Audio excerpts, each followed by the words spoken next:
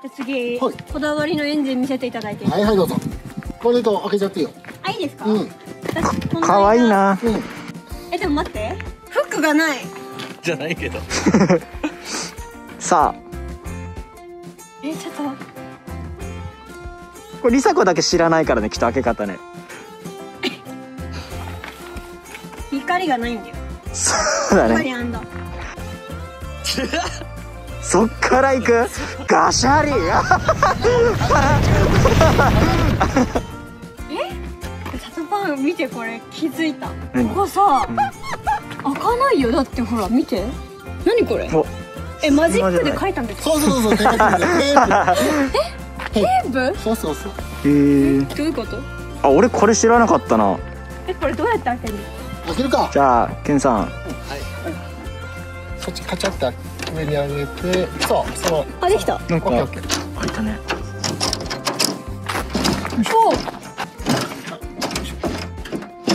お。わお。おい。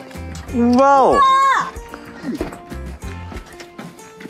怖い。大丈夫だよ。すごいね。すごい。前側に開くんだ。ちょっと私初めて見ましたこれ。これは、当時30年ぐらい前にこのボンネット一体型っていう部品が、売ってたんですよね。つけてる人は一度も見たことないけど、それをたまたま安く手に入れることができて、でそれは本当は普通のノーマルのボンネットみたいに一体型のまま後ろに開く商品なんだけど、これは完全にもう自分たちのワンオフで前側に開くんじゃないかと。あ、オリノリジナルノリですね。何でもやってみようっていうことで開くんじゃねえから。そうそっからいろいろ試行錯誤してじゃあこれもアイディア。そうフックで。そのワイヤーで止めるっていうのもアイデアで、そのままライトの配線とかを延長してそこにライトを持ってってるから、むき出しですよ。すごっ。これなんでこの黒い線入れたんですか、マジックで。これはね、いや本当はここにボンネットの分かれ目があるわけで、この黒い線がないと40のデザインが浮いちゃうというか、格がつかないんだ。そうだからわざわざこうね。そう。ラジエーター。はい。出ました。ラジエーターが漏れちゃってんのよね。そう。ここら辺漏れちゃってるんで、もう亀裂までいかない。もう。だんだん広がって漏れが激しくなってきた。そうそう。これ雪が漏れて漏れちゃってるね。これやばいですよ。黒煙出ますよ。やばいもんね。でこういうのもこういうふうにもう見つけたらなるべく早く修理に出せば全然エンジン自体には問題ないんで、この冷却水が回らないとねエンジンが冷えないから、今日ね初めて見つけたんで、この後ラジエーター外して修理します。でもエンジン内部も綺麗ですね。エンジン。出たよ。全然別。ちゃんと見てますね。ちゃんと見てますね。バッテリー12ボルト12ボルト。そうね。24ボルト。でこのエンジンがディーゼルの BJ の 46V っていうエンジンな車なんで、本当はね 3B っていうエンジンが乗っかってるんですけど、これねもう40ではありえない、その後の 4B っていうエンジンが乗っかってるんですよ。鉛筆で言うと濃いやつ。濃いね。濃いやつね。難しいね。柔らかくて濃い。それにこのターボがついてるんで 14B のターボってよく言われてるエンジンで、普通のノーマルの40とは全然違うこの加速感とありまして、でこれねエンジン自体は前のオーナーさんが乗せたものなんですけど、普通はねエンジン乗せ替える時って事故った車だったりから持ってくるんだけど、この前のオーナーさんもなかなか変態でエンジンをね新品で買って乗っけたんですよ。すごいな。じゃあもうなかなかそこまでしないし、でも当然ね今はもうこの新品のエンジンはもう出ません。できません。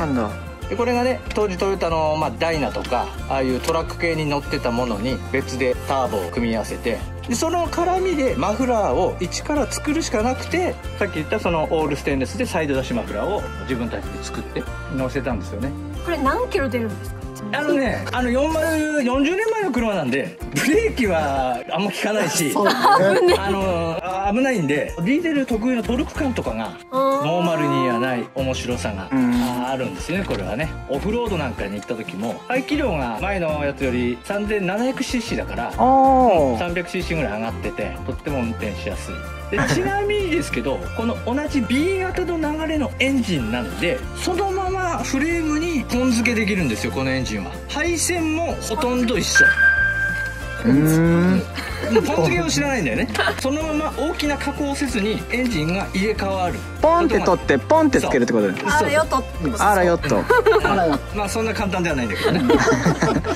でこれは綺麗に自分たちでレストアした時にちょっと足回りをこの辺を見てもらえば分かるんだけど、もう全部エンジンとかミッションも全部下ろしてフレームだけにしたんで、フレームは丸ごとパウダーコートに出してます。この真っ白いパウダーコートをかけた40ってこれ日本中探してもなかなかないと思うんだよね。あ、そうなんですか。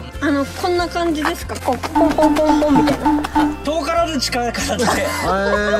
あ、でもいいじゃん、すごいじゃん。そう、パウダーコートって何っていう知らない人から言われると思うんだけど、塗料と同じような感じでこの粉を振りかけるんですよ。スプレーガンっていうので。当たってるじゃん。でそのままだと回してるうちに粉全部取れちゃうんで、それをね窯で焼くんですよね。そうすると粉がとろけて鉄にピターッとくっつく。見た目はね塗装したように見えるんですけど、この鉄に対してねものすごい錆び止め効果があるんですよ。あ、そうなんだ。で錆びないんだ。錆との戦いですもんね、頑張るはね。鉄である以上錆びないってことはありえないんだけど、まあ錆びに強い。錆びにくい。でそれが、まあ、よくあるのはそういう送電線の鉄塔だったり、あと風力発電の鉄塔だったり、あれみんなパウダーコートで、身近なものだと、まあ、ガードレールとか白パウダーコートでガードレールってね錆びてないんですよね、何十年経っても。確かに。なるほどね。でもパウダーコートってこれこれはかかります。